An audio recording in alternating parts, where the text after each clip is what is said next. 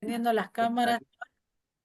Disculpen la demora, pero bueno, tenemos toda la logística. Lo que hay acá.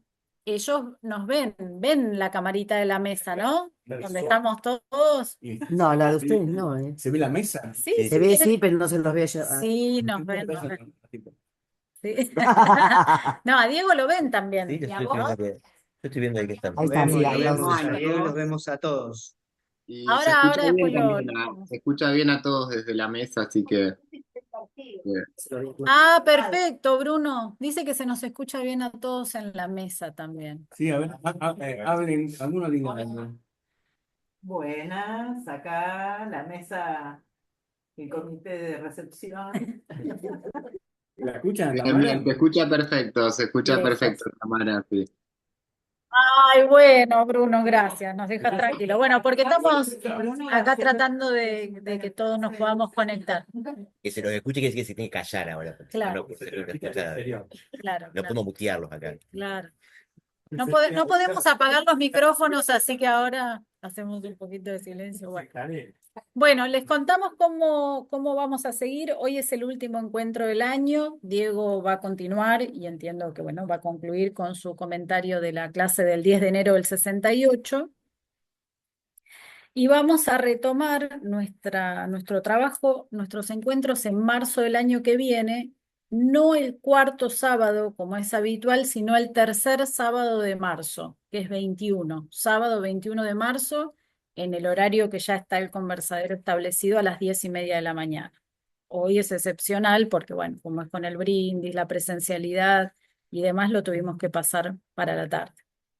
Así que el sábado 21 de marzo, 10:30, vamos a seguir con la sesión siguiente, que es la del 17 de enero del 68, la que figura como clase 6 en la versión amarilla, eh, la amarilla pálida, y la va a tomar Claudio Glassman.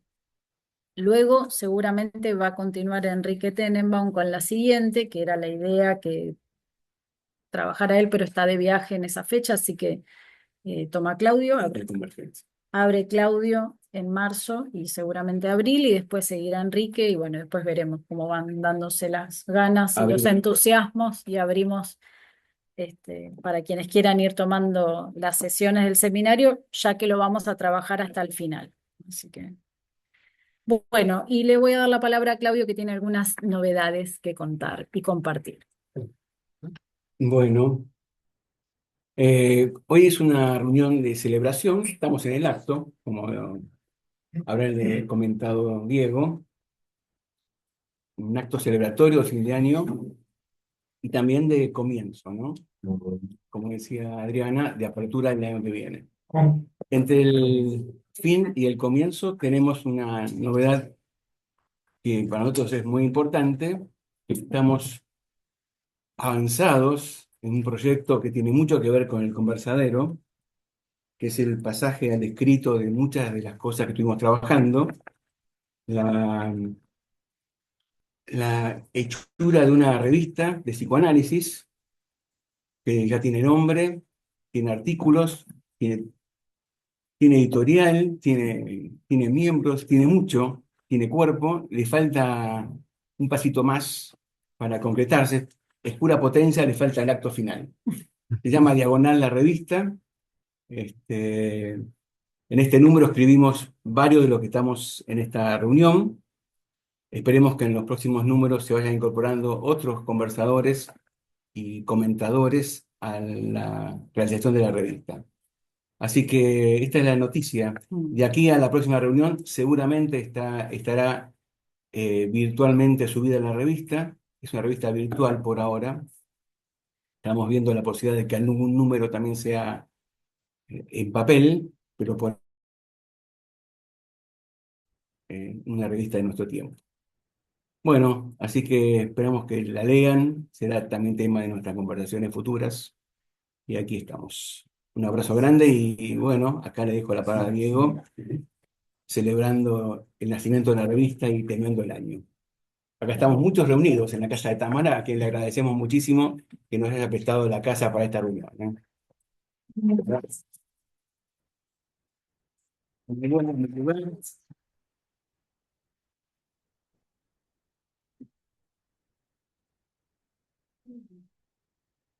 Bueno, le damos la palabra a Diego, nos muteamos de alguna manera y después abrimos la conversación.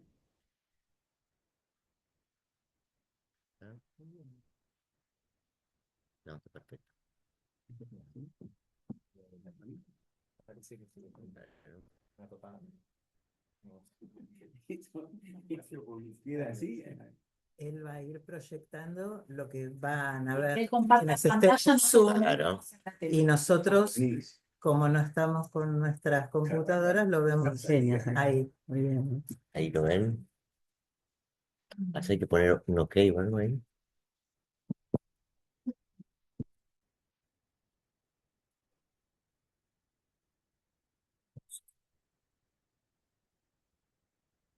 Bueno, buenas tardes. Está difícil porque no sé a dónde mirar, pero voy a mirar allá que veo menos que acá.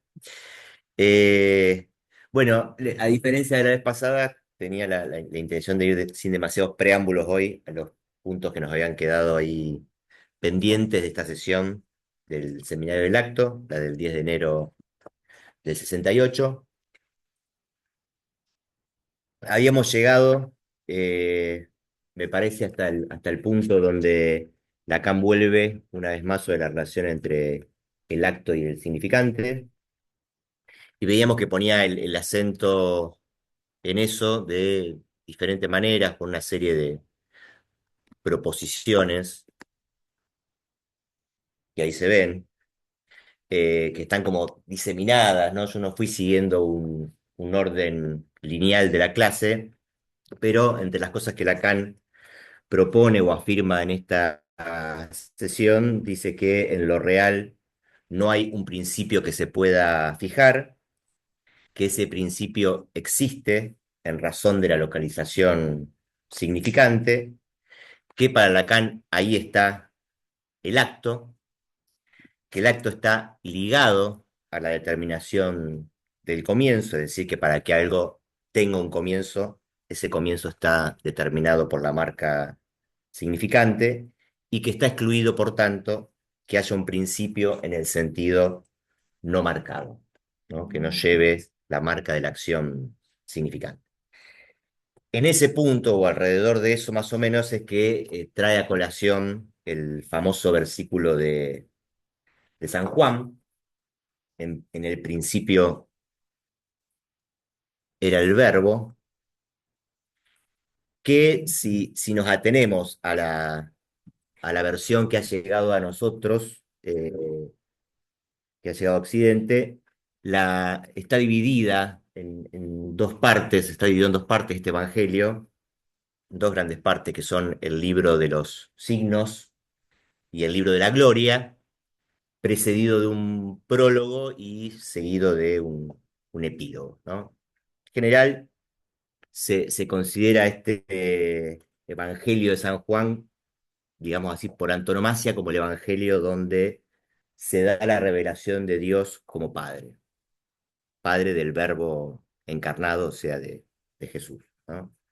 Ya desde el himno, lo que algunos comentadores del Evangelio llaman el himno, el Verbo se hizo carne, se ve esta identificación de Dios con la persona del Padre y a Jesucristo con la figura del Verbo encarnado.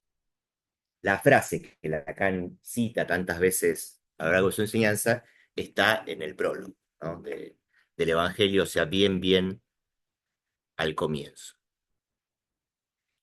Y dice así, ¿no? Se las voy a leer completa porque tiene varias cositas interesantes. Dice, en el principio existía el verbo, y el verbo estaba junto a Dios, y el verbo era Dios. Él estaba en el principio junto a Dios. Por medio de él se hizo todo, y sin él no se hizo nada de cuanto se ha hecho. En él estaba la vida, y la vida era la luz de los hombres. Y la luz brilla en la tiniebla, y la tiniebla no lo recibió. Surgió un hombre enviado por Dios que se llamaba Juan. Este venía como testigo para dar testimonio de la luz, para que todos creyeran por medio de él. No era él la luz, sino el que daba testimonio de la luz. El Verbo era la luz verdadera que alumbra a todo hombre viniendo al mundo.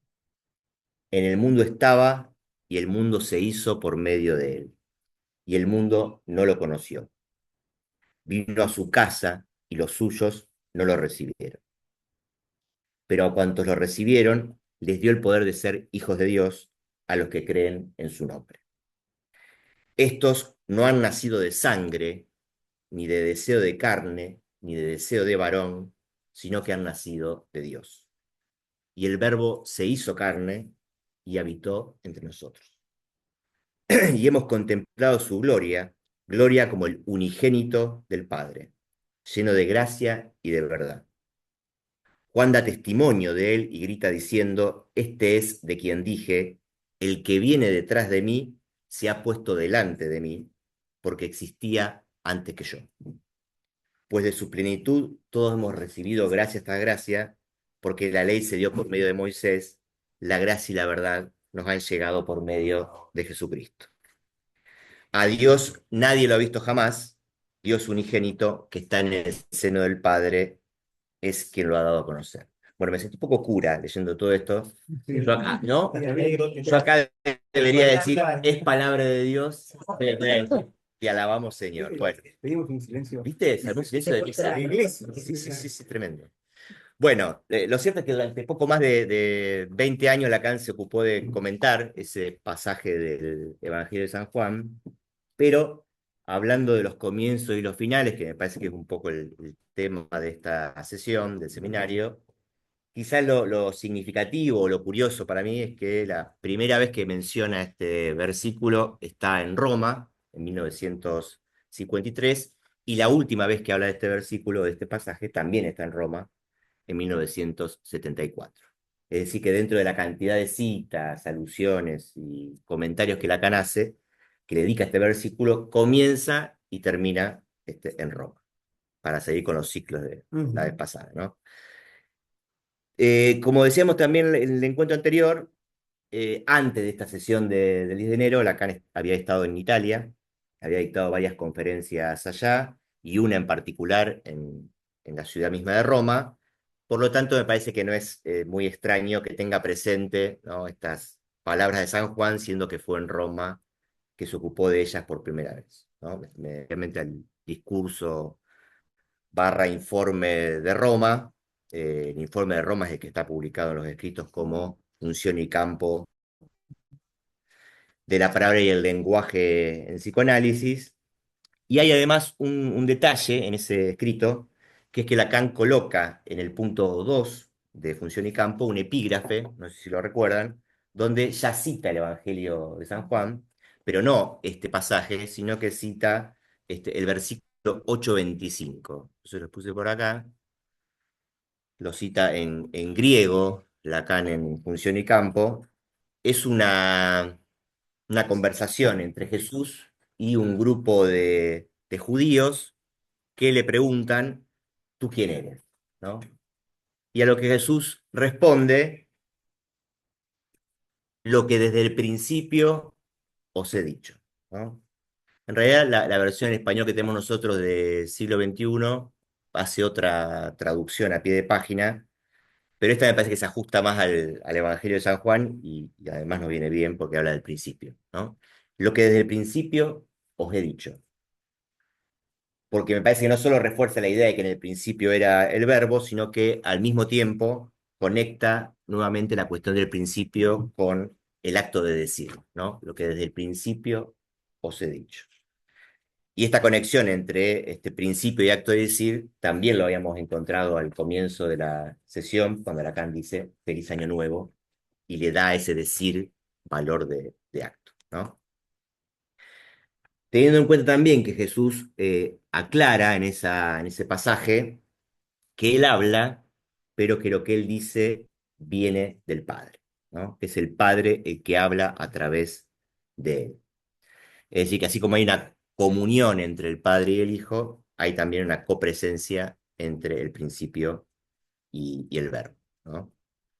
porque además el Dios cristiano, ¿no? Vieron que es para Lacan el Dios de la verdadera religión, es además un Dios que habla, ¿no? No todos los dioses hablan en la historia de la humanidad, este es un Dios que habla, y un Dios cuyo primer acto consiste en un decir, ¿no? Por decir, Dios crea, ¿no? Ese acto de creación es inseparable del decir de Dios, y me parece que por eso quizá Lacan se permite en Ancor jugar con el equívoco, ¿no? Entre Dios, Diu, y decir, dir, ¿no? Ahora, cuando sí hace referencia, ¿no? En función y campo a este pasaje, en el principio era el verbo, casi siempre, no solo en función y campo, pero casi siempre que Lacan menciona este versículo de San Juan, lo hace en relación a el pasaje del Fausto, ¿no? No todas las veces, pero muchas veces que menciona en el principio del verbo, lo articula a la frase de Fausto, de Goethe, en el principio era la acción, ¿no? Y Lacan dice que no ve contradicción alguna entre estos dos principios, en el principio del verbo, en el principio de la acción, justamente porque no se trata de la acción motriz, sino de la acción de la palabra o de lo que después va a llamar, algunos años después, la acción del significante. Así que otra vez acto y significante aparecen reunidos por Lacan, ¿no? Y esto me parece que está dicho con todas las letras, tanto en el informe de Roma como en el discurso de Roma que se publicó después en los otros escritos, ¿no? Fíjense cómo lo plantea en el informe de Roma. Dice, ¿cómo agotaría, en efecto, la palabra, el sentido de la palabra, o por mejor decir, con el logicismo positivista de Oxford, el sentido del sentido, sino en el acto que lo engendra? Así, el vuelco quetiano de su presencia en los orígenes, al principio fue la acción, se vuelca a su vez. Era ciertamente el verbo el que estaba en el principio y vivimos en su creación, pero es la acción de nuestro espíritu la que continúa esa creación renovándola siempre. Y no podemos volvernos hacia esa acción sino dejándonos empujar cada vez más adelante por ella, ¿no? Y en el discurso de Roma, en la versión que está en los otros escritos, dice partir de la acción de la palabra, en tanto es la que funda al hombre en su autenticidad, o captarla en la posición original absoluta de en el comienzo era el verbo, del cuarto evangelio, al que en el comienzo era la acción de Fausto, no contradice, dado que esta acción del verbo le es coextensiva y renueva cada día su creación, ¿no? Bueno, por lo demás, son tantas las veces que Lacan vuelve sobre este punto que sería imposible comentarlas todas, pero al menos se las dejo situadas o presentadas por si a alguien le interesa en otro momento indagar esas diferentes veces en las que Lacan se refirió al versículo de San Juan, y porque hay algunas que me parece que se destacan por algún que otro detalle, ¿no? Porque no dice siempre lo mismo cada vez que vuelve a traer a San Juan.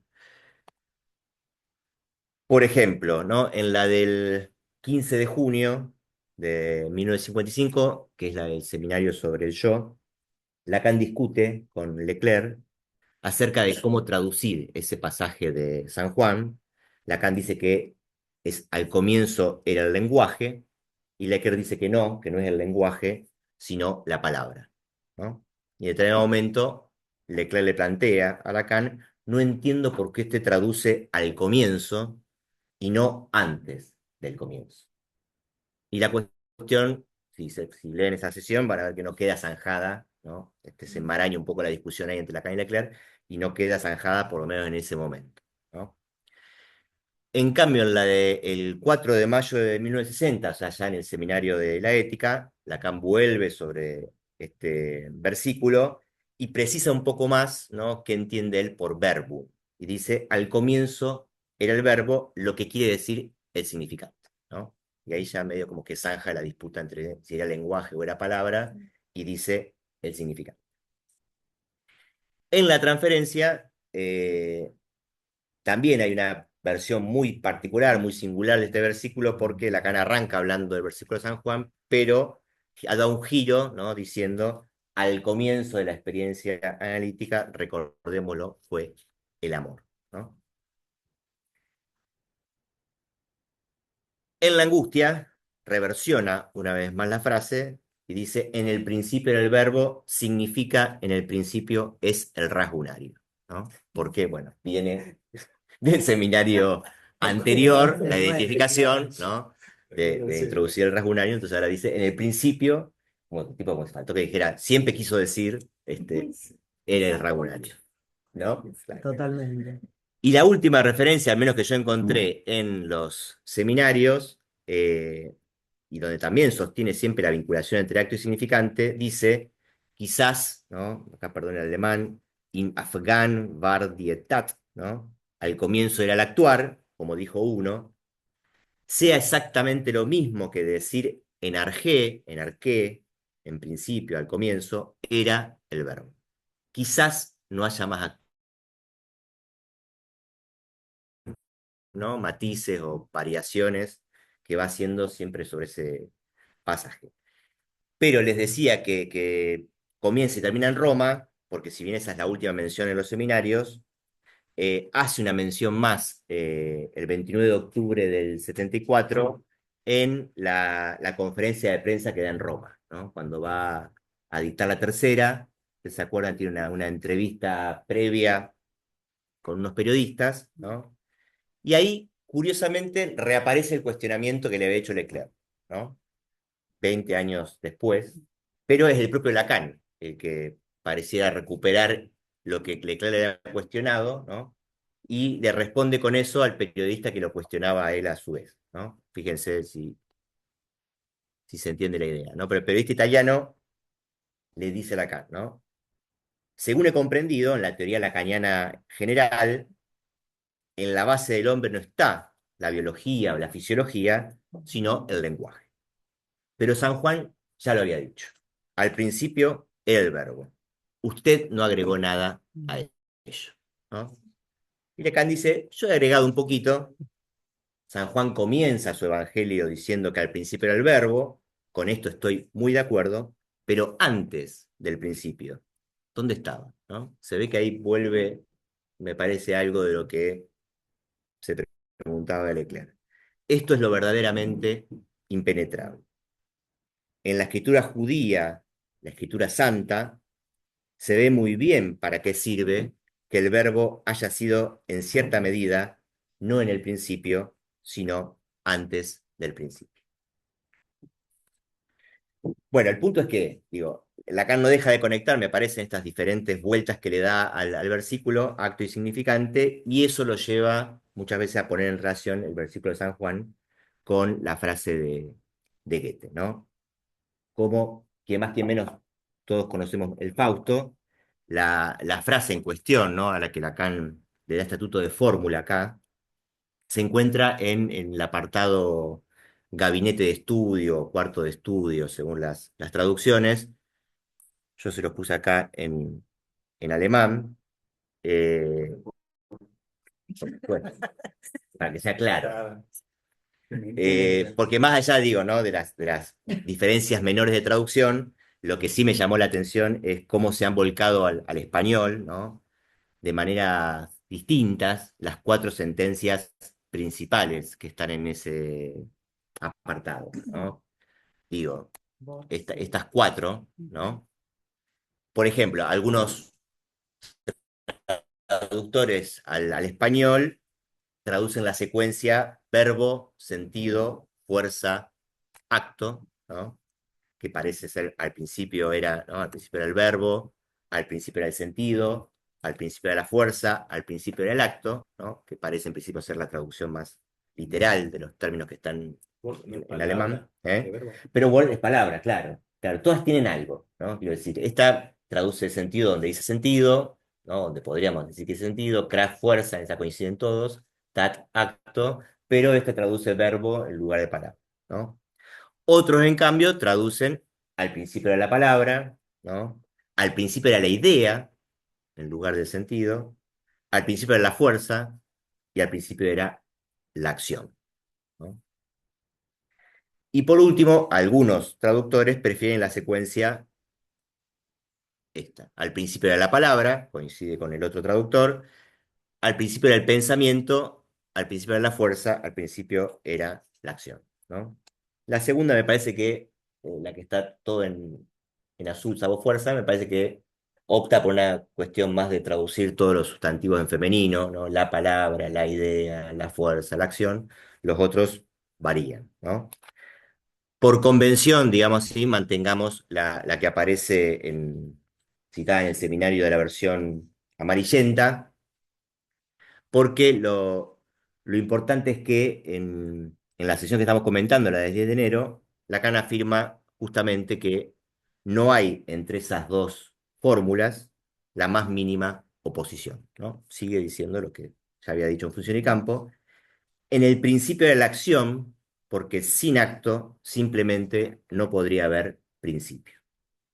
Y agrega incluso que no hay ninguna acción que no se presente con una punta significante de entrada, y antes que nada, que su punta es lo que caracteriza al acto, y que su eficacia como acto no tiene nada que ver con la eficacia de un hacer, ¿no?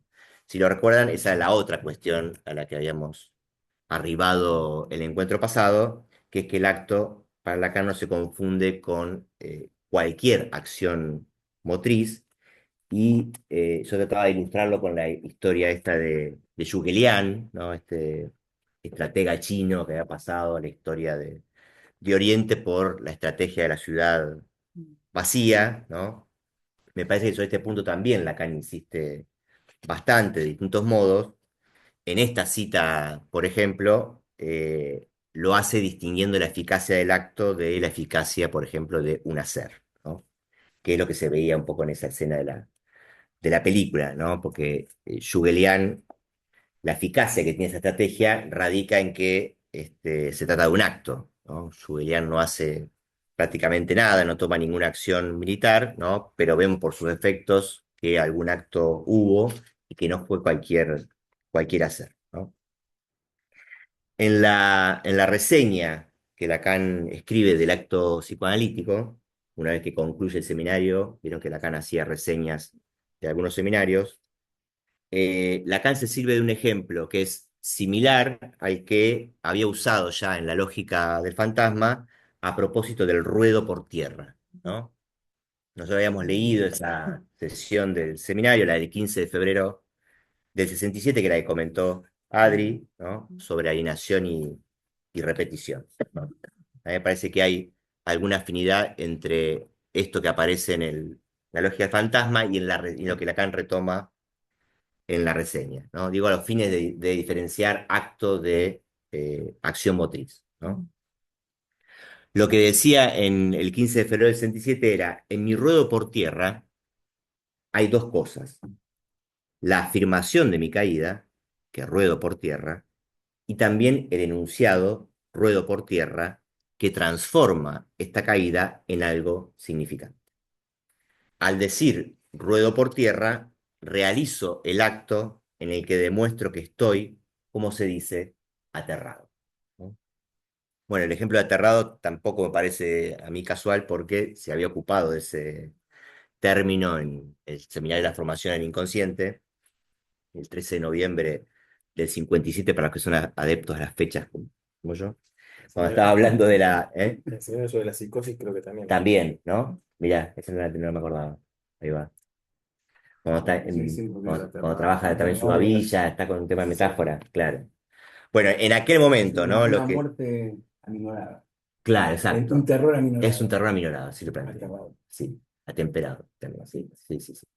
Bueno, en aquel momento Lacan decía, ¿no? Que aterrado no tenía originalmente el sentido de aterrorizado, ¿no? Sino de derribado, de echado por tierra, y que era sinónimo de abatido, ¿no? Exacto. Entonces, lo que él dice es que en la historia, en el devenir de la lengua, ¿no? Se reemplazó abatido por aterrado, pero que hay un matiz suplementario, un nuevo sentido que está dado por el fonema ter, ¿no? Que está presente, ahí yo lo puse, que está presente en aterrado, pero también, como recordaba Claudio recién, en terror, ¿no? Terror, dice Lacan, en formación inconsciente queda reprimido, el significante terror, pero queda la marca, ¿no? En aterrado queda la marca de la represión en el fonema ter, ¿no?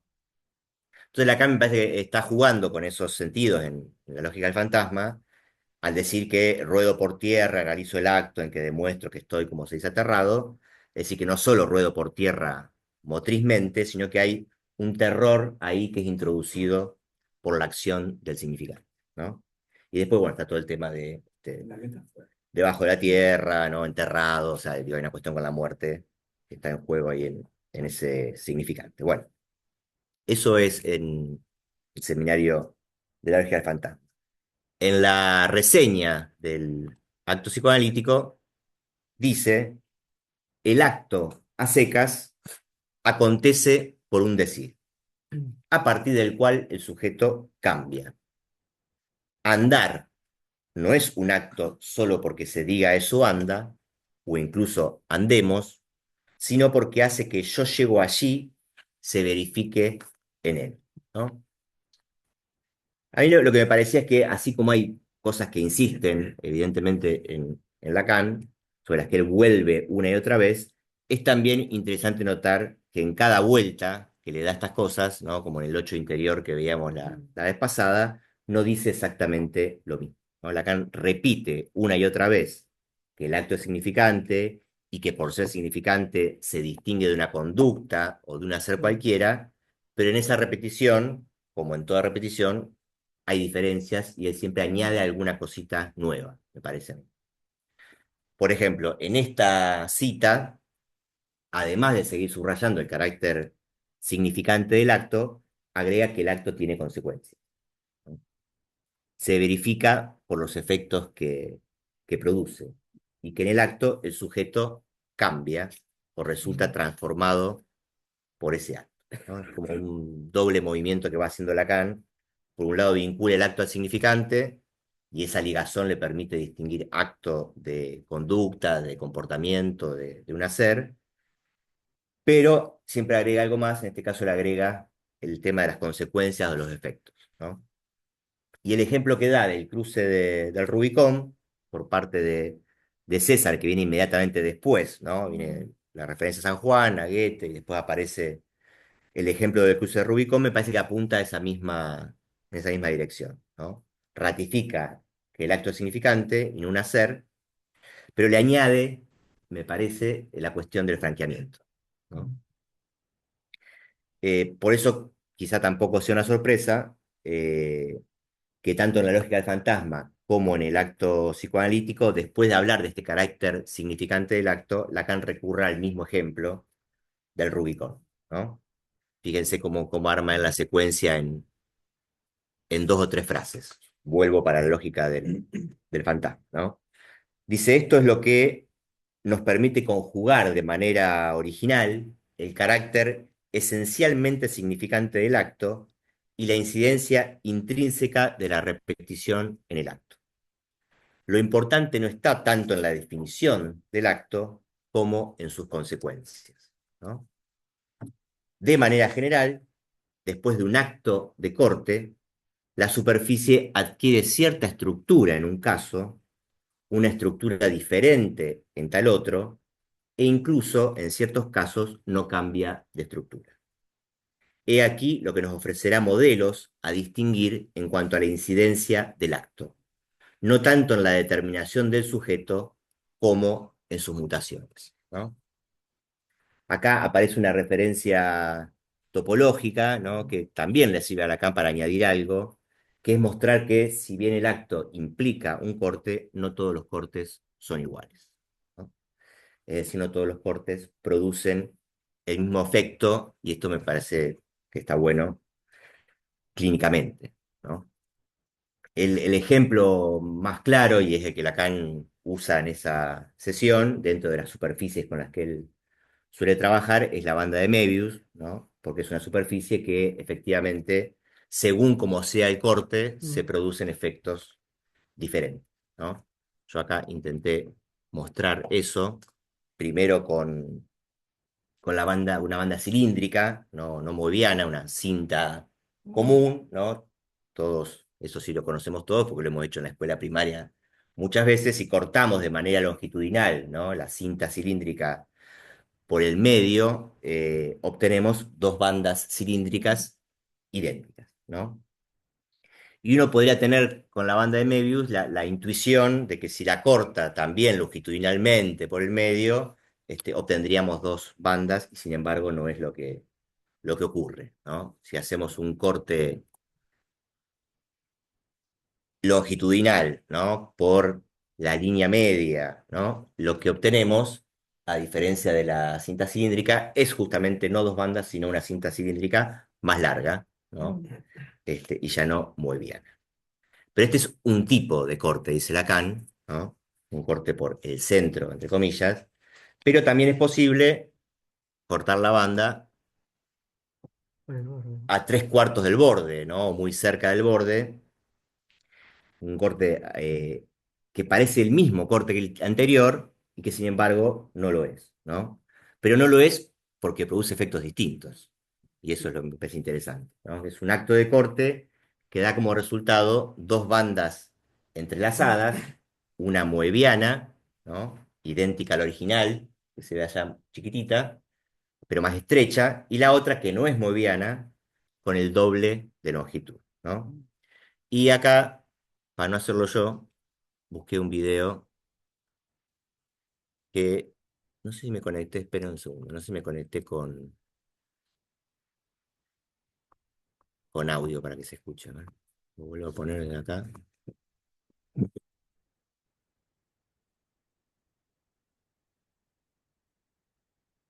No lo conozco a este señor tan amable, pero me gustó me gustó como lo muestra.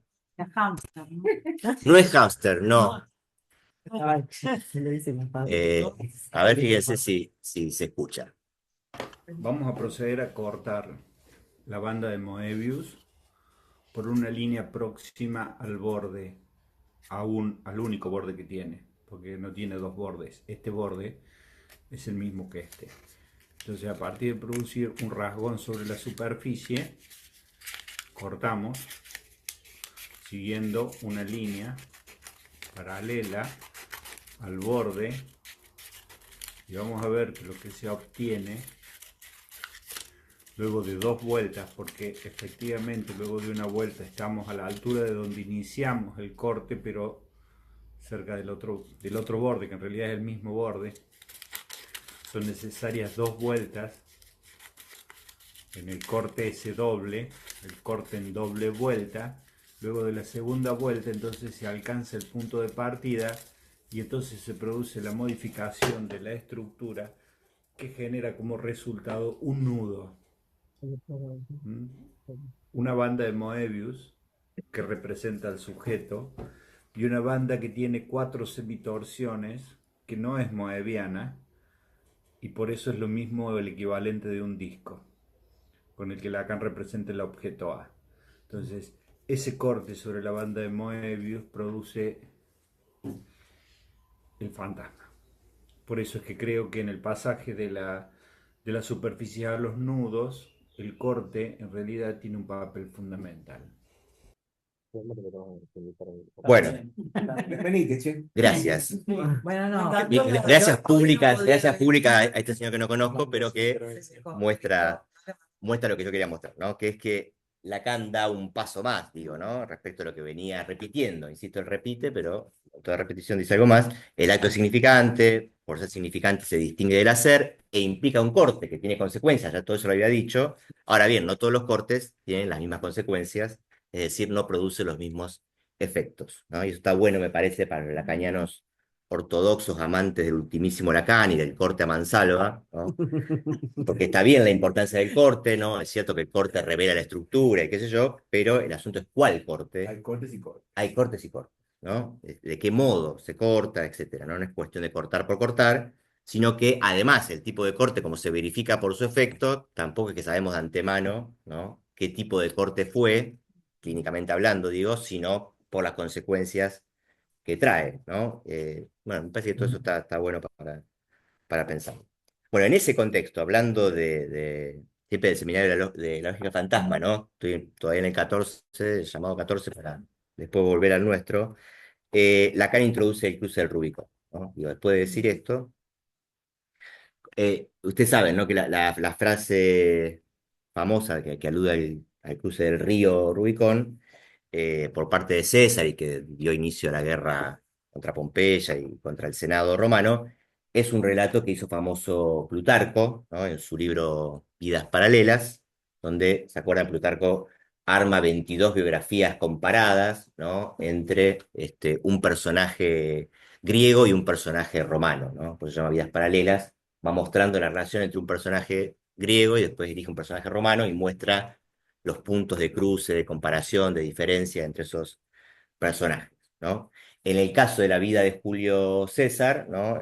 Es contrapuesto César a Alejandro Magno, ¿no? César por el lado de los romanos, Alejandro Magno por el lado de los griegos, ¿no?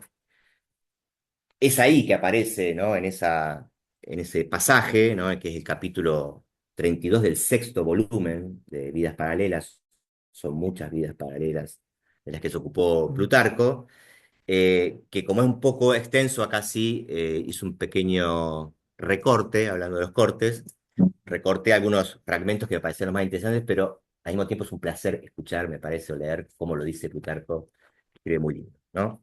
Dice así: las tropas que tenía consigo, está hablando de César, no eran más que unos 300 caballos y 5.000 infantes, porque el resto del ejército lo había dejado al otro lado de los Alpes, y habían de conducirlo los que al efecto había enviado. Mas poniendo la vista en el principio de las grandes cosas que meditaba, considerando que el éxito de su primer acontecimiento no tanto necesitaba de grandes fuerzas como dependía del terror que produce el arrojo y de la serenidad en aprovechar la ocasión, siéndole más fácil pasmar con la sorpresa que violentar con el aparato de tropas, dio orden a los jefes y cabos para que llevando solo las espadas, sin otras armas, ocuparan Arímino, ciudad populosa de la Galia. Montó, pues, César, en un carruaje de los de alquiler, tomando al principio otro camino, pero volviendo luego al de Arímino, cuando llegó al río que separa la Galia cisalpina del resto de la Italia, llamado el Rubicón. Como si el estar más cerca del riesgo se ofreciese con más viveza a su imaginación, lo grande de la empresa cesó de correr y aún detuvo enteramente la marcha, revolviendo en su ánimo muchas cosas, mudando en silencio de dictamen. Me encantó esa frase. Mudando en silencio de dictamen, ya hacia uno, ya hacia otro extremo, y haciendo en su propósito continuas variaciones.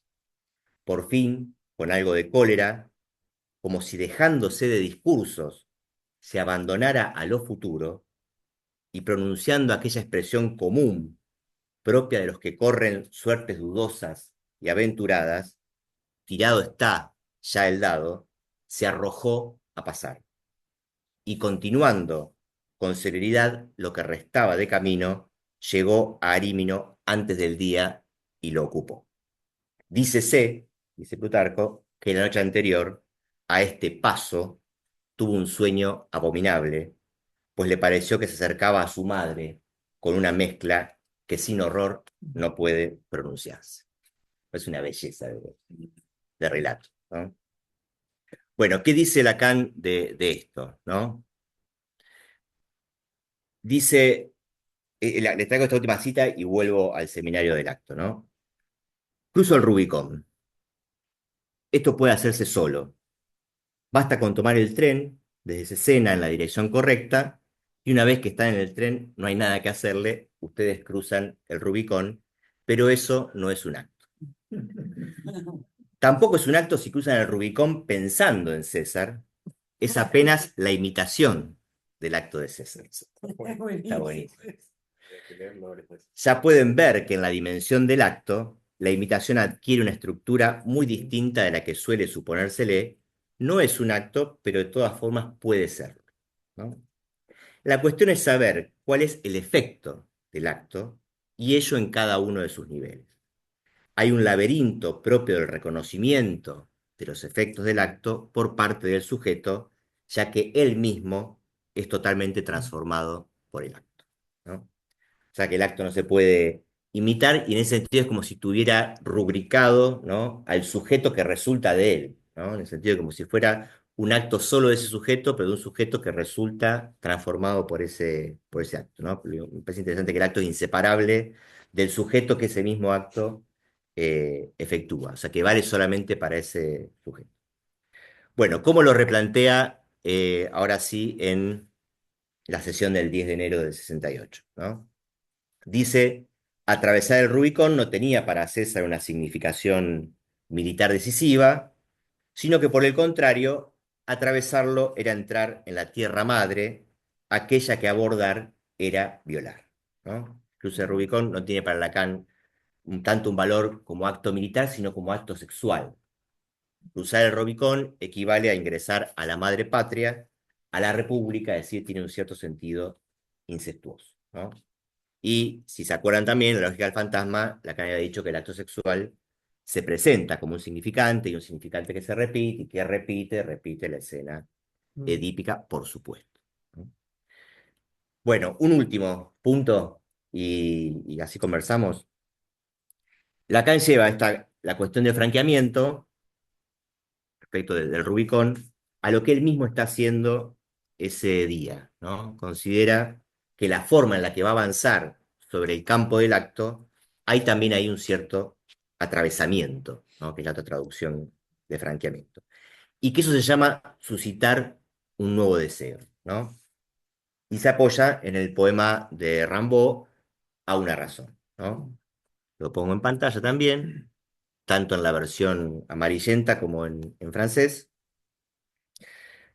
A una razón, a un golpe de tu dedo sobre el tambor descarga todos los sentidos y comienza la nueva armonía.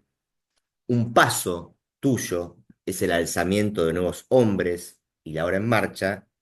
Tu cabeza se aparta el nuevo amor, tu cabeza se da vuelta el nuevo amor, ¿no? Y dice Lacan que esta es la fórmula del acto. Entiendo que en lo que el acto tiene de nuevo, porque se repite, es de naturaleza significante, pero es una repetición que da lugar a algo nuevo, ¿no? Algo que Lacan insiste en llamar la transformación del sujeto. Se trata en el poema entonces de un paso, ¿no?, como en el Rubicón, pero que no es cualquier paso, un giro, una vuelta, pero que no es tampoco cualquier vuelta, y algo de un atravesamiento, ¿no? Y como pasa muchas veces con Lacan, que viene hablando del deseo, ¿no? Dice que va a plantear algo en relación a un nuevo deseo, y termina tirándonos una fórmula del amor, ¿no? Creo que el deseo y el amor en Lacan a veces se juntan, a veces se separan, a veces no tienen nada que ver, a veces son lo mismo, ¿no? Acá Lacan viene hablando del deseo y sale con un poema que habla del amor. A mí me parece que está bueno igual retener la cuestión del nuevo deseo, porque este atravesamiento o este franqueamiento quizá concierne al fantasma, ¿no? Como no son muchas las veces que Lacan habla de eso que se ha popularizado como el atravesamiento del fantasma, lo dice una vez, por lo menos que yo recuerde, en la última sesión del Seminario de la Angustia, la del 3 de julio del 63. Ahí Lacan habla efectivamente de franquear el fantasma, pero me parece que si tiene un sentido, más allá de la popularización, la expresión franqueamiento o atravesamiento del fantasma es en relación al deseo, ¿no? En el sentido de que si el fantasma es el apoyo del deseo, el soporte del deseo, se entiende que ese franqueamiento no da lugar no tanto a una desaparición del deseo, sino al surgimiento de un nuevo deseo, ¿no? No sé, es algo que habría que investigar un poco más. Bueno, quedan varias cosas pendientes. No voy a desarrollar ni por casualidad lo del semigrupo de Klein ni todo lo que nos llevaría a la relectura que Lacan hace del cogito, pero sí me gustaría cerrar con algo que dejé mencionado ahí al pasar y que me parece que es hacia donde confluye de alguna manera esta sesión, que es la cita que les había compartido recién y que creo que a todos nos encantó, de la lógica del fantasma, ¿no? Con la del cruzo, el Rubicón, esto puede hacerse solo, basta con todo lo que dijo antes, pero poniendo el énfasis ahora en tampoco es un acto si cruzan el Rubicón pensando en César, ¿no? Porque me parece a mí que si para Lacan cruzar el Rubicón pensando en César no constituye un acto, quizá eso nos dice algo entonces de las relaciones entre el acto y el pensamiento, ¿no? Y entre el acto psicoanalítico en particular y el pensamiento, ¿no?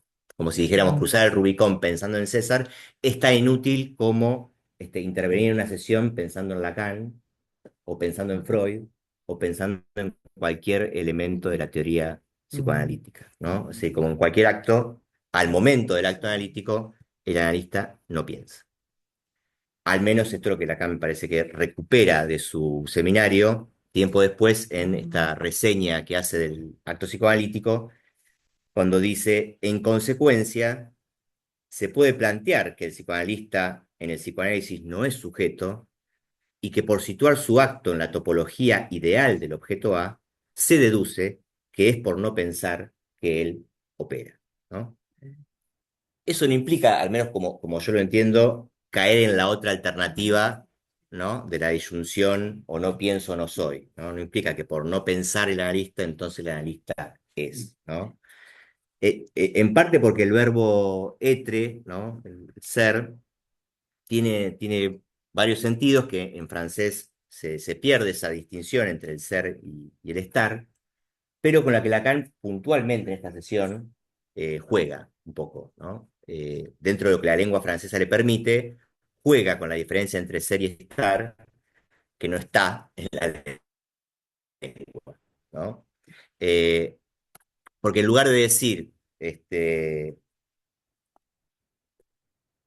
ne suis pas, ¿no? Yo no soy, en cierto momento dice que se trata de la situación en la que alguien llama a la puerta y yo hago contestar a otra persona, Monsieur n'était pas, el señor no está, ¿no? No, el señor no es, ¿no? El señor no está. Y agrega, es un yo no estoy en tanto que se dice. Y en eso radica su importancia, ¿no? Y como para la lengua francesa, el verbo ser, ¿no? El etre engloba tanto el ser como el estar, no existe esa distinción que sí tenemos en el español. Lo que yo me preguntaba era qué consecuencias tendría para la lectura lacaniana del cogito, digo, introducir ese matiz con el que sí contamos en el español entre el ser y el estar, ¿no? Porque me parece que se podría leer de otra manera, el cogito ya no cartesiano, sino cogito lacaniano, entre comillas, porque no se trataría de que si el analista opera por no pensar, entonces eso lo conduce al ser, sino que por el contrario, por no pensar, él está allí como analista, sin su ser, ¿eh? Esto lo había leído alguna vez en Jean Alouche, o por ahí digo algo que me parece que tiene que ver con este punto, entonces lo fui a buscar. Está en el libro Jacques Lacan y su alumno Erizo, Transmetre, cuando Alush está trabajando ahí en las conclusiones del libro, está trabajando el tema del silencio del analista, al que él considera que es un cierto callar, ¿no? Que no es cualquier callar, no es simplemente hacer silencio, y él propone en ese libro 5 formas del silencio del analista, y en una de esas formas lo lleva a recuperar esta cita de Lacan de la reseña del seminario del acto, ¿no? La que les compartía recién. Y dice Alush que es una última y extraña modalidad del silencio del analista, la que responde a la invitación de Lacan, que incita al analista a no pensar. Y ahí cita la reseña del acto, ¿no? Dice, porque es por no pensar que él opera. Ese sería, dice Alush, para él, el pasaje al acto esclarecido o advertido del psicoanalista oficiando.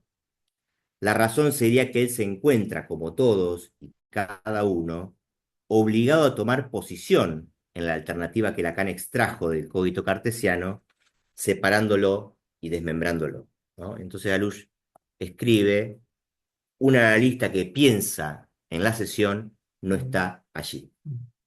Estar allí, efectivamente, presente, exige que él calle el pensamiento, que él calle su pensamiento, que no lo obstruya más, ¿no? No pensar, mandar a callar el pensamiento, funcionaría así como una condición para que el analista pueda estar allí. Bueno, hasta ahí. Muchas gracias.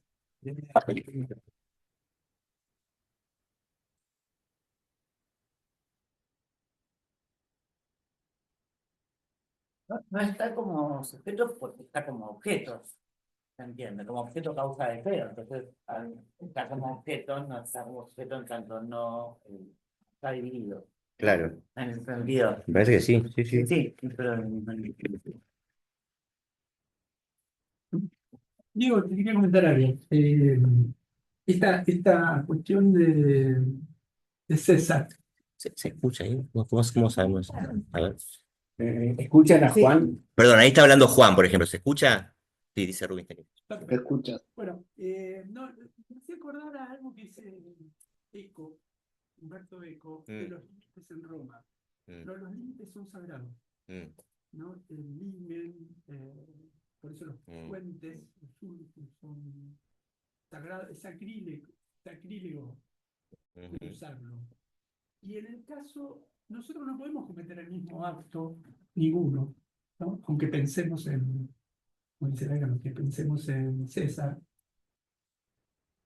porque el Rubicón, que es un riachito, no es un límite, no es una proeza militar ni es una proeza física cruzarlo. No es el Río de la Plata. ¿No? El Rubicón se puede cruzar caminando prácticamente. Que es el río más ancho del mundo.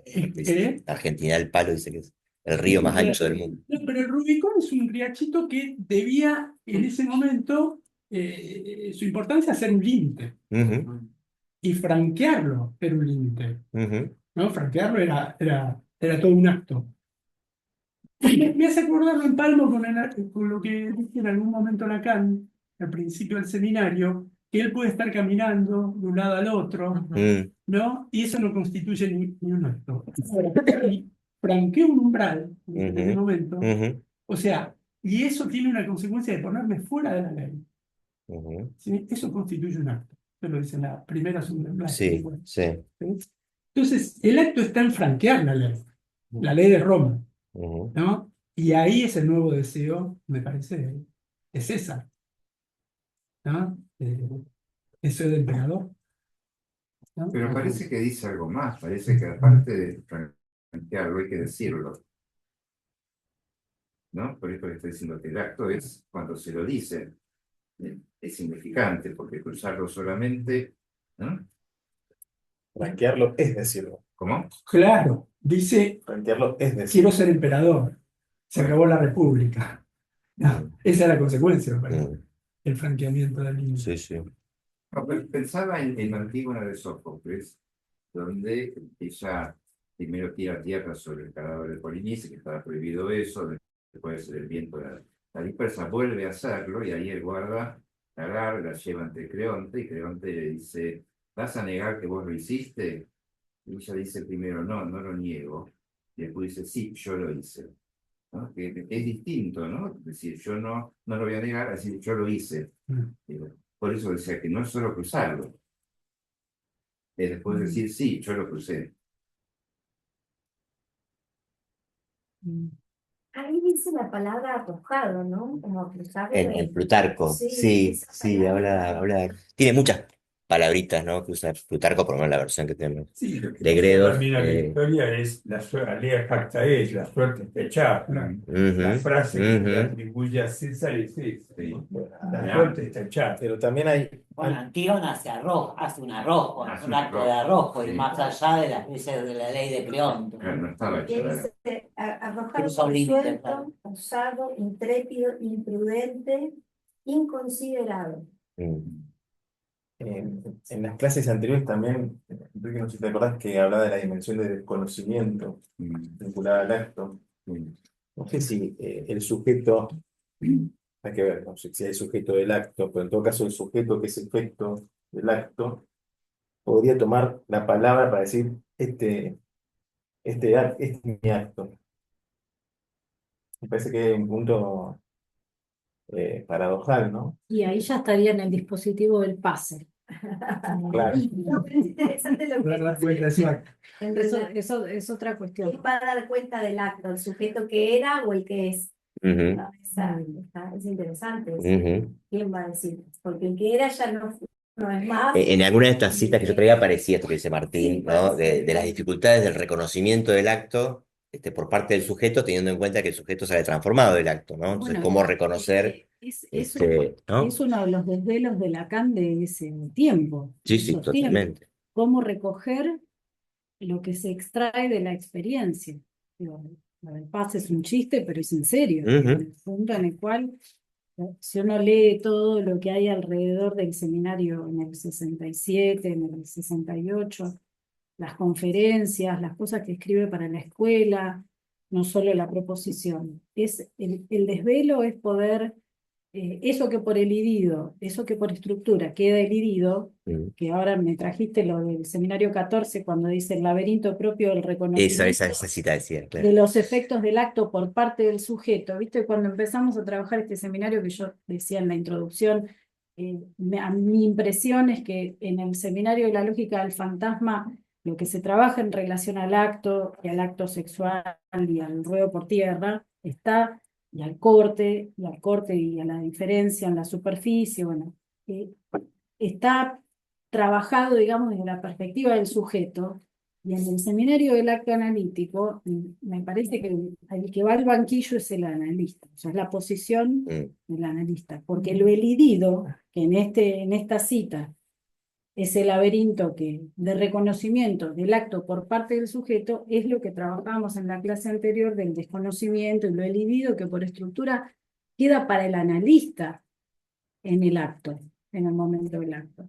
Entonces me da la impresión de que hay cuestiones que rigen, no sé si para decir para el acto en sí, pero Bueno, viste que Lacan en el seminario dice que va a trabajar el acto analítico y su visión más extensa es el acto, Sí. el acto en sí.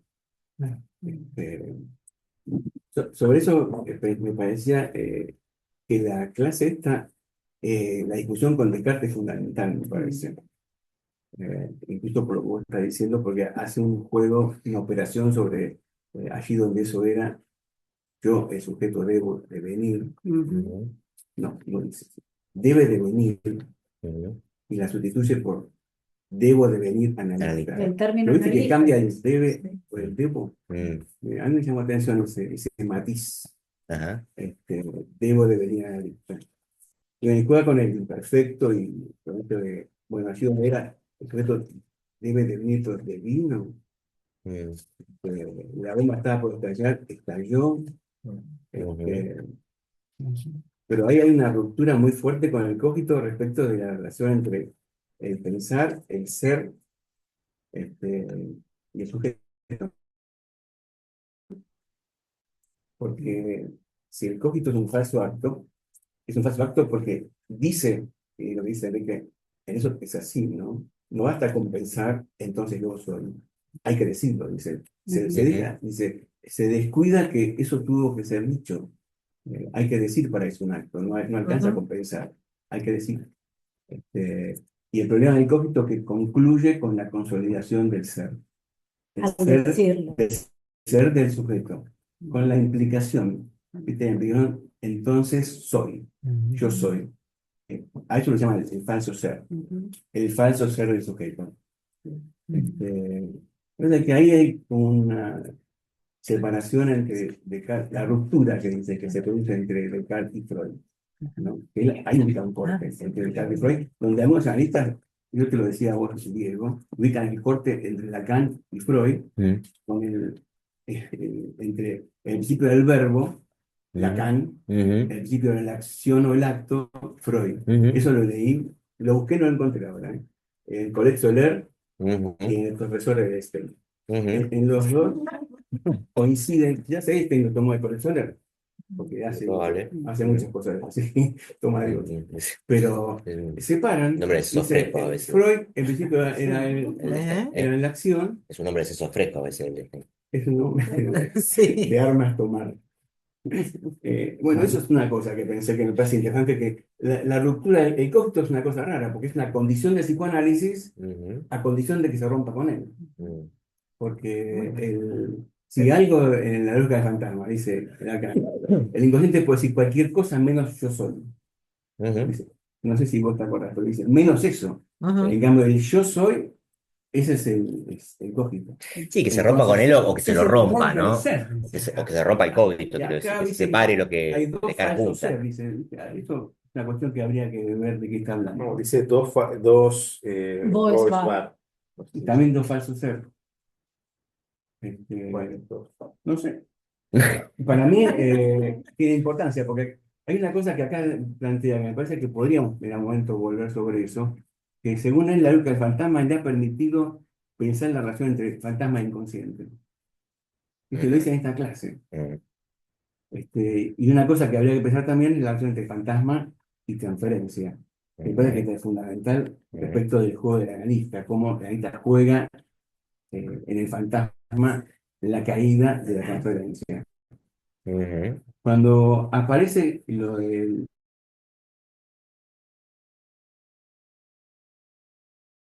lo toma también Freud, ¿no? Para pensar la relación entre el psicoanálisis y la guerra como modelo. Y después va más fuerte todavía con el tema de simetría y Clausewitz. Pero dice, hay una cosa que el psicoanálisis tiene que no tiene la guerra, que es la aparición del amor deseo. Eso no lo tiene la guerra. Digo, porque hay muchas cosas en común entre guerra y psicoanálisis, o entre juego y guerra y psicoanálisis. Pero lo que tiene psicoanálisis como cosa propia es la aparición del nuevo deseo. Me parece que ese nuevo deseo es el psicoanalista. Me parece a mí que en el acto lo que aparece como nuevo, como generación de un nuevo deseo, es el deseo del analista. No sé usted cómo lo leen. bueno, sí, está ¿Eh? bien. Yo lo leía en términos de como una propiedad del deseo, la renovación.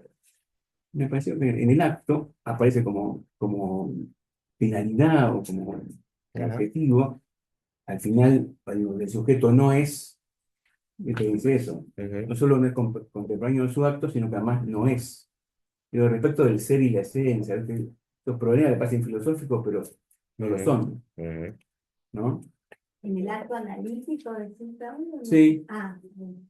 Y viste que la clase termina así, en el acto el sujeto no es, No es. la última frase que es muy contundente. Es. Sí. No es.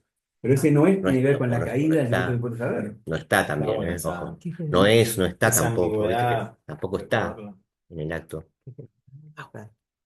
O está arrojado, está lo que dice Alice, ¿no? El tema del No, digo, no, arrojado. estoy de acuerdo, no es, pero tampoco Fuera de la está. escena, fuera de la escena, Tiene los dos. hay un pasaje al acto ahí. Sí, y esto de los dos falsos ser que decimos, ¿no será que lo del falso ser y el falso acto, lo que decimos? O habla dos veces de dos falsos ser. no es eso, lo de dos falsos. No me acuerdo tampoco. Está, ¿no? Sí, está. Está. Está en el párrafo de... ¿Por qué? Porque nosotros veníamos del comentario de Tamara del falso self, de self, Sí. que acá dice, Está. eso no tiene ningún lugar en la teoría igual, y mira, ¿viste acá? Qué duro que es como dijo acá. Como dos lugares. Por un lado le reconoce a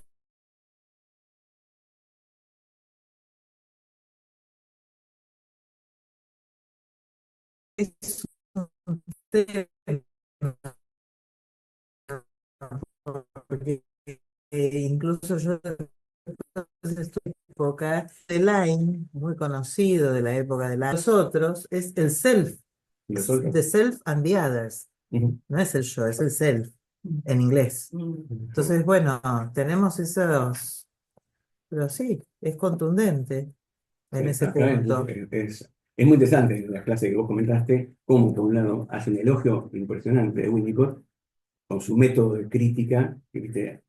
Para mí inaugura un método crítico de lectura de analistas, que para mí es fundamental eso, como le permite leer a otros, pero no es de adhesión. Bueno, Puede reconocer lo que tiene de valioso y también lo que tiene de problemático. me parece que es algo que está desde el, digamos, de los publicados del seminario 1, cuando comenta Klein, es maravilloso, porque hace un comentario de la tripera del psicoanálisis que brutalmente le enchufa el simbolismo, pero elogia todo un trabajo más allá de con qué coordenadas teóricas se maneja. Con Bárbara Lowe en el seminario 10 también lo hace. Bueno, eso es muy importante. Que Sí, es una idea de lectura, sí. No, y el matiz. Sí, sí, está en el párrafo antes, donde Léelo. está lo de la operación Página, verbal. Adri. Página 56 es el párrafo antecedente a decir, bueno, hay dos, entonces se trata de que hay dos Bolvar, aquello que asciende en la teoría la distancia entre el inconsciente y el hecho. Sí. En el párrafo anterior dice, es enrevesado, pero hay que seguirlo, habla de dos dimensiones, diría, del falso ser, que están en el cuadro, en el lugar de la falta y en el lugar de la pérdida. Esto es muy importante. Muy importante. Sí. Porque Está marca en la página 56. el recorrido del análisis, ¿no? Es el recorrido del análisis, claro. El trayecto del análisis es pasar de la Trayecto del falta análisis. a la pérdida, Que es de la alienación, que es la primera operación. al ser la verdad, ¿viste? Lo dice enrevesado, pero habla de esas dos dimensiones del falso ser. Léelo. Uno llegó una vez al fin del psicoanálisis. Viene de decir que ya todos más o menos entendemos que analistas se viene al final del análisis. De un análisis. De un análisis. No se imagina. Bueno, está así, espera que está así. Uno llegó una vez al fin del psicoanálisis. Eso supone una cierta realización de donde dice oposición, es operación verdadera. Está mal la traducción. Es importante esa diferencia. Eso supone... Oposición, no, operación. Es otra cosa. Bueno, entonces, el fin de análisis supone una cierta realización de la operación verdad. A saber, que si en efecto eso debe constituir una especie de recorrido que del sujeto instalado en su falso ser le hace realizar algo de un pensamiento que implica el no soy, no es sin encontrar como conviene, bajo una forma cruzada, invertida, que es la operación transferencia, la que cruza el cuadro, su lugar más verdadero bajo la forma de allí donde era, a nivel del no soy, que se encuentra en ese objeto A, del que hemos hecho mucho, me parece, para darles a ustedes sentido de...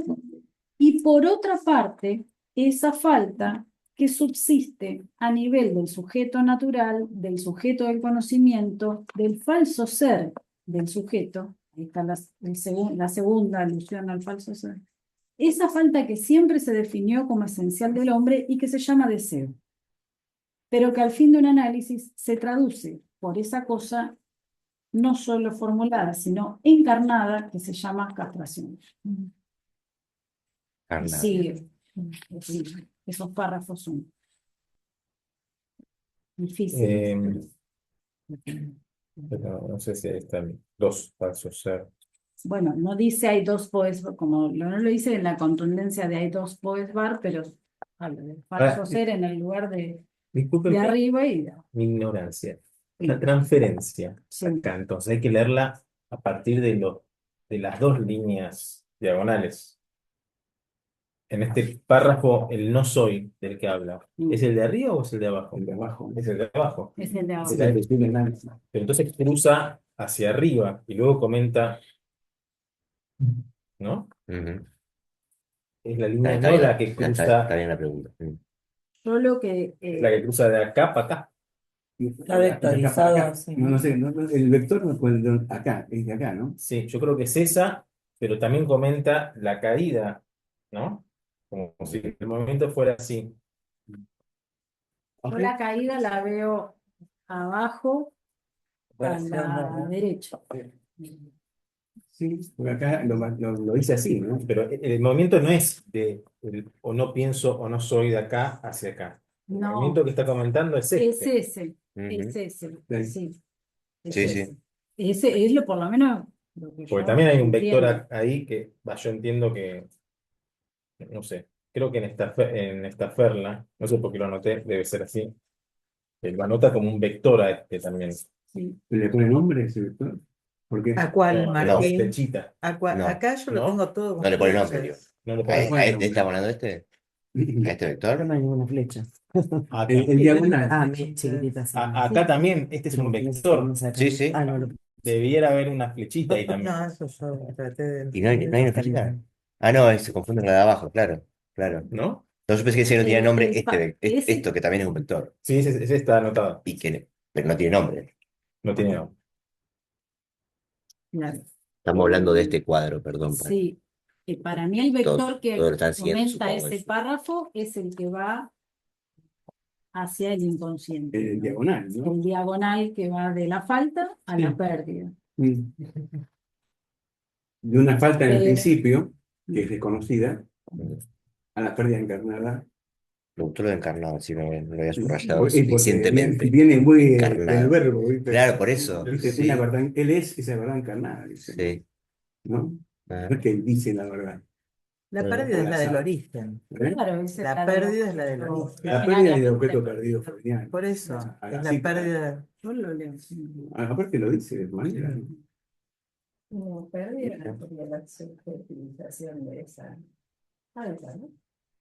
Es la caída del computador, es la reducción a la. Y fíjate que ¿no les parece una coincidencia entre atravesamiento del fantasma y caída de la transferencia? Como operación, y con esto que vos decías del nuevo deseo como deseo analista, me parece. No es no lo por había lo que pensado. quiere indagar qué es ese deseo, cómo se produce ese pasaje de la tarea al acto, al instante analista. Pero me parece que no es la única, me parece, ¿no? Que no, me parece posta, no sería un impostado no, me parece que se produce ese desmarcarse del fantasma muchas veces a lo largo, muchas veces, bueno, depende de cuánto tiempo uno se analiza, muchas veces ese atravesamiento porque implica desmarcarse, yo digo, de una legalidad singular que, ¿no? Donde la neurosis, bueno, en la neurosis, por ejemplo, está marcada la cancha, ¿no? Lo que puedes, lo que debes, serás o no serás tal cosa. Bueno, yo creo que correrse de ese falso A que uno es en el fantasma para sostenerse, atravesar eso tiene que ver con la caída de la transferencia. Sí, tiene que ver con algo con un efecto de análisis, seguramente, claro que sí. Pero todavía no necesariamente la caída de la transferencia, me parece. Está aclarado además en el seminario un poquito más adelante, dice, la verdad es que la falta de arriba a la izquierda del esquema es la pérdida de abajo a la derecha. Sí. Pero la pérdida es la causa de otra cosa. Y ahí dice algo también muy importante respecto de la causa de sí. El sujeto depende de esa causa que lo hace dividido, no que Claro, te causa a sí mismo. que no es que causa de sí. Sí, sí, eso Claro. lo habíamos Eso es- conversado. Y que se llama el objeto A. ¿Sí? He aquí la firma de lo que es importante firmar, que el sujeto no es causa de sí, que es consecuencia de la pérdida y que tendría que ubicarse en la consecuencia de la pérdida que constituye el objeto A para saber lo que le falta. Es como el recorrido de un análisis. Igual yo Está bien puesto el título de ¿Quién lo Pilere. dijo Sí, sí. hoy? Pero no me queda tan claro que, o sea, me queda claro que lo que el acto no es, ¿no? En el sentido de la acción, lo volvemos, digo, lo habrá explicado muy bien, y Lacan lo dijo de muchas maneras. Pero cuando dice, es un significante que se repite, y que significante del Edipo, a mí no me parece tan obvio lo que está diciendo. Primero porque un significante, eh, bueno, ¿qué es un significante? O sea, lo que representa un sujeto para otro significante. O sea, para mí no, hay algo que creo que Martín lo había planteado, me parece, recién no lo dijo nunca. Como que hay que decirlo en el sentido de que el sujeto podría dar cuenta del acto, se entera con posterioridad, tiene que lidiar con las consecuencias de un acto del que se tendrá que apropiar. no sé si esto es decirlo, o sea, a mí me viene todo el tiempo, cuando en el libro sobre el acto, Claudio dice que el acting es algo así como una escena necesaria del análisis que se arma para poder hablar después de eso, ¿te acordás? Sí. Bueno, que a mí me quedó muy grabado, eso me pareció fantástico y lo tomo para la clínica. A mí me parece que en ese punto ves el decir queda más articulado como a esa posibilidad que da después la escena previa al más final. Pero acá yo pregunto, porque yo no, al menos no me queda tan claro, que quiere decir que el acto es un significante. Pero no dice que es un significante. No dice la Dice, lógica del fantasma. Es significante. Tiene una punta Es significativa. la dimensión del significante. Y en la lógica del fantasma, Pero cuando dice el acto sexual está hablando específicamente. pero cuando el La lógica del acto, fantasma dice, el el acto acto, sexual, claro, es un... cuando dice que es el acto, ahí no dice su significante y qué es un Se repite y que significante. repite, está hablando del acto sexual. Ah, Es un ahí significante está que se hablando. repite. Ah, por ahí por Sí, eso se me tiene Tiene una olvidó punta yo. significante, eso es Una casi punta importante. Ah, significante. Acá habla más de, no tiene un carácter significante, tiene una punta Sí, significante, es sí, una es que significante. entonces se me mezclaron. No hay, claro, no hay Ahí nada está. por fuera de la dimensión del significante, Ok. lo Ahí ajusta sí. para despegarlo de la acción del analista. Sí. A veces dice decir, no dice significante, lo vincula directamente con... Decir, Sí. decir es un acto. El- Va de un lado al otro, ¿no? Acá dice el acto es un decir. Y en otros seminarios posteriores, en RCI dice el decir es un acto. Para distinguir entre Palabra hablar y decir. plena y palabra Sí, sí, para diferenciar. vacía. No toda palabra es un decir. Hay manito levantada ya. Sí. Y acá no hay. No, curiosamente no. Pero pueden, ¿eh? Pregunto así, viendo esto de los errores y esas cosas. Me sorprende que en el tratamiento del acto no entre de ninguna manera en tensión con la interpretación. No entre En tensión. con interpretación. Entran en la clase que trabajamos antes, cuando habla del descifrado y la revelación, cuando trabajamos el Menón, entra en tensión. Dice, bueno, lo que hacemos nosotros entonces, que es el descifrado, que es el modelo de la interpretación, es algo más al modo de la revelación, que sería un acto, lo pone en tensión para decir, no hay tensión, o sea, no hay oposición, no es ni lo uno ni lo otro. Y ahí es que plantea el acto en su carácter significante. Bueno, sigo entonces. Cuando hablamos de interpretación también hablamos de corte, hablamos de significantes, hablamos de sujeto dividido, hablamos de caída del sujeto, la topología que hizo este señor ahí nos daba cuenta. Entonces se me arma algo como inespecífico. No sé si es, como se dijera, lograron armar mejor lo que sería en la clínica, en el trabajo clínico. El acto diría más del hacer del analista que la interpretación. Ahí se me hace un... Lograron, decir vos. Lograron, digo, Lacan o en el trabajo ubicando estas características, que no es real, que es lo simbólico. Bueno, pero en la interpretación estamos en lo mismo. Porque algunos lacanianos lograron eso, claro. Algunos lacanianos lograron instalar la idea, ¿no? ¿Puedes decirlo de vuelta? Es una confusión mía, que tiene que ver con interpretación y acto. ¿Qué relación? ¿Dónde pondríamos las diferencias para cambiar de hablar de interpretación a hablar de acto? Sí. Por ahí podría ser por ahí. No lo sé, entonces como no lo sé, tiro así frases sueltas. Pero todo el tiempo que estamos hablando del acto, que lo sigo y entiendo el desarrollo prolijo que vas haciendo, se me cae en ese lugar. Y la interpretación y el acto subsume la interpretación, el acto, el devenir analista, ¿es de una vez y para siempre? ¿O es cada vez que hay algo de, yo diría interpretación, un ánimo, interpretación, que algo del sujeto queda enlazado y algo del objeto cae, ¿no? En esa, porque si no me parece que tenemos acto en el inicio y en el final. Pero fíjate que acá, un término que vos, Diego, porque menciono también, que a mí me resulta importante es renovación.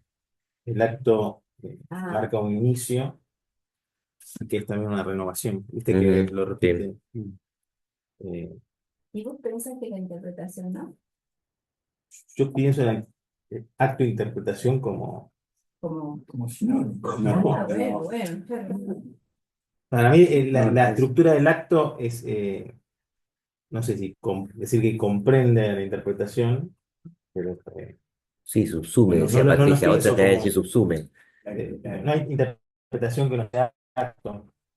Pienso porque La hubo, claro. Si la hay interpretación, no. Entonces no hay, Hay un acto con una analítico como juego. interpretación no hay un analista. El analista será con la... Bueno, eso es lo que yo te planteaba recién, Patrick. A mí me parecía que había una sucesión de actos a lo largo de un análisis, pero que Lacan está hablando del carácter inaugural del acto y que esto se renueva. Él habla de esa renovación que implica. Pero no es que más dice, porque Sí, el acto dice tiene más, pero es operaciones. difícil decirlo ¿no? todo. El acto incluye Posible. operaciones. Sí. Son 3 operaciones. Ubica una temporalidad y una trayectoria. En esa temporalidad y esa trayectoria que van operación de eliminación, transferencia, acá van a jugar, ocasión. En ese tiempo está el tiempo de interpretación o de la interpretación. Vamos a hablar en un momento, no en esta clase, pero habla de intervención significante allá, a la interpretación. Pero la ubica dentro de transferencia, entiendo yo, dentro del tipo de transferencia, la interpretación. O sea, no como sinónimo de acto. No, porque el acto El acto es le lo da que... una estructura de envoltura. De envoltura, dice de más tarea. adelante. Dentro del acto está el acting. Dentro del acto está tiene esa paradoja de que suspende el acto, del acto de quién, del analizante, pero no es el acto del que lo inicia y que lo sostiene hasta el final. Sostener el sujeto que puede saber es parte del acto, no confundirse con él, es parte del el acto. descubrimiento del inconsciente por parte de Freud. El inconsciente, yo creo que la regla fundamental, como formulación del inconsciente, inicia el acto analítico. Todo parece Al comienzo de la... ¿Está del lado del analista? Sí. ¿Y la interpretación del lado del analizante? No. Porque la dividirías. Al menos no ¿Por qué solamente. claro, ¿por qué taxativamente lo dividirías? A mí me parece que hay una distinción. No sé, ustedes me dirán si esto es un falso recuerdo, una alucinación, una sucesión. No te vamos a decir porque somos muy. No lo vamos a decir. En algún lugar dice que el acto significante parece significarse así. Llega casi al punto de... Sería. Bueno, entonces, ese significante, ese significarse a sí mismo, no se dirige a nada. No hay un sujeto representado todavía por ese significante. Me parece que en la interpretación sí. Claro. Está buena esa diferencia, me gustó. Claro. Me gustó mucho. ¿Podrías repetir eso para que quede grabado? Quedó grabado. Me gustó eso. Se puede decirlo siempre. Ahora Para que nos quede grabado nosotros ya otro tema. Claro. Bueno, el final del análisis pondría nuevamente, pero de un modo transformado, que el sujeto ya no se dirija al sujeto supuesto saber. Bueno, por eso me parece que el pasaje de Santa Rita Esa tiene caída, que ver con esa esto. caída, Claro. Tiene que ver con esto, con la producción entrada de y la salida de la transferencia podría tener esa definición en el significante. Sí. Y además con una paradoja, que esta es aquel que va a sostener el engaño, va a restaurar el engaño.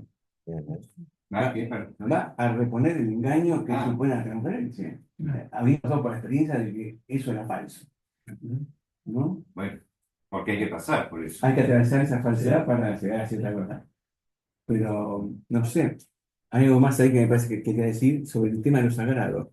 Me parece que lo que decía Juan sobre el ejemplo de Rubicón tiene importancia, porque cuando vos situás al principio de la clase, en la cuestión de eh, las ceremonias imperiales que dan lugar a la renovación de la apropiación, lo- todo lo que es, no sé, las plantas que surjan, las cosechas, todo lo que depende del acto del emperador. Hay algo sagrado en eso. Y hay algo en la creencia y la fe que tienen que ver con el análisis, con la transferencia. La creencia de Lacan dice es un acto de fe. Sí. Sí, a mí lo que me encantó de lo que traía Juan, más allá del lugar del Rubicón como límite, bueno, que eso está en Plutarco también, ¿no? Pero me gustó esto de lo de la ley, ¿no? Pues la ley Que sagrada, franquea una ley, una ley sagrada, ¿eh? sí, y me hiciste recordar a Kafka, ante la El ley, cuento ante la ley. ante la ley. Pero no había vinculado esto de franquear el umbral, ¿no? De franquear el Rubicón en relación a la ley, que es la ley romana, eso me encantó. El personaje de ante la ley es un paradigma del neurótico, porque no atraviesa esa puerta que estaba destinada a él, nada más. Acá de visita por Buenos Aires me compré un texto que no conocía usted capaz que sí, de Derrida, sobre ese cuento de Kafka. ¿Lo Sí, tiene? había aparecido en un tomo que aparece como una Ramben, Ahí va. la realidad de creo que también trabajó ante la ley.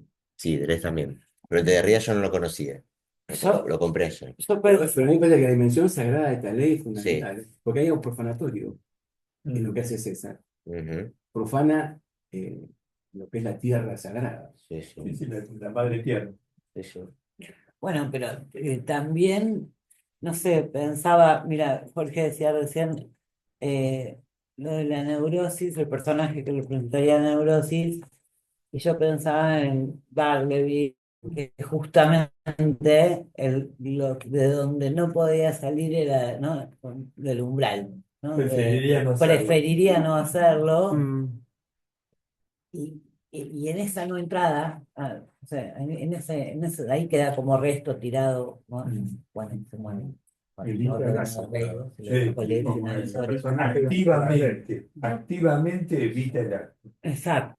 Al no atravesar la puerta, se mantiene toda la vida en el mismo lugar, pidiendo permiso al guardián. Lo importante Y preferiría no hacerlo. evitar eso, ¿no? Que bueno, es un analista. Está bueno. No, pero es una psicosis, Está bueno. es una psicosis, porque es un negativismo así activo, o sea, no. A ver. Queda como un resto ahí, ¿no? Cuando lo llevan creo que era Salmón, el hospital donde muere, ¿no? Me gustó como dijo Jorge, activamente evita el acto. Activamente evita el acto, claro. Tú sabes, Diego, me gustó mucho eso que subrayaste, de que el analista no piensa. Pero por alguna razón me puso en tensión con otra afirmación de Lacan, no recuerdo donde afirma que no me acuerdo si es la clínica analítica o la práctica analítica consiste en interrogar lo que Freud ha dicho. Sí, ¿No? Claro, ahí hay cierta tensión con lo cierto que dijiste que el analista no piensa, porque pensar es aplicar la teoría, es utilizar la teoría, ¿no? Como instrumento para intervenir. ¿Dónde era que No, decía pero eso? lo que Pero sí la es- apertura sería un está límite. combinado a Ah, dar la cuenta apertura de sus sí. razones para justificar o para contener lo Sí, que Freud ha sí. dicho, pero en la sección clínica. O sea que es una tarea en extensión. Ah, No es en, Claro. no es no es en la sección. no es en la sesión. No, Ahí está. no. Ahí No, es en la sección clínica. En la sección. Claro. Claro.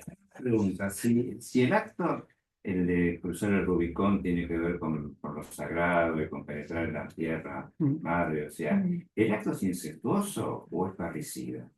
Ujú. O las dos cosas. O las dos cosas. Es que el parricidio y el incesto están entrelazados, Sí. son inseparables. Me parece que habría que pensar las relaciones entre, bueno, por eso es lo que decía Juan, creo que vos, Claudia, entre el acto religioso, no sé si llamarlo así, Ceremonial, ceremonial, ¿no?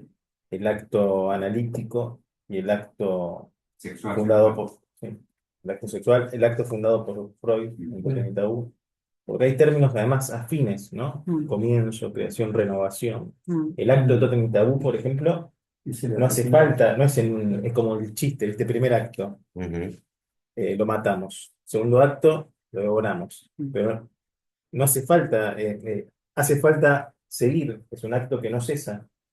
Se repite Sí, ceremonialmente. ceremonial. La renovación del acto que, vamos. Después está el acto sagrado, en donde pensaba que operación transferencia y verdad están unidos, ¿no? La verdad es la verdad de Dios, La castración. del sacerdote, de Dios, no hay En la religión. en la religión. Y lo que se renueva, no sé, por ejemplo, Y Descartes mismo la deja en manos de Dios. Bueno, exactamente, desde antes de Descartes, pero Descartes ratifica ese gesto de dejar la verdad en manos de Dios. lo que se renueva domingo a domingo, por ejemplo, para los católicos, este es el cuerpo de Cristo. Es interesante. Esta es la verdad. Sí. Es que esta es una verdad sin Dios. ¿Cómo? Qué interesante esto, que esta es una verdad sin Dios. Digo La porque que resulta de esa operación. o sea, de la el que- engaño que sostiene, que renueva el analista, es un engaño que apunta A que vuelva a caer eso. que Al vuelva a de caer eso. ser, que es con lo que termina esta área, al de ser. Al de ser. Por eso son dos operaciones. La transgresión del Sí, teatro sí, es sin Dios, ¿no? Por eso me parece que no es de consolidación, sino que es de disolución el acto analítico. Por eso. Yo tengo la impresión que las instituciones se consolidan en un movimiento opuesto a la transferencia. Claro, y sí dice, claro. Creo que este estereotipo es fantástico, porque la etimología quiere decir molde sólido. Gente que tiene un molde sólido. Claro, que se queda en el molde. Porque tiene el molde.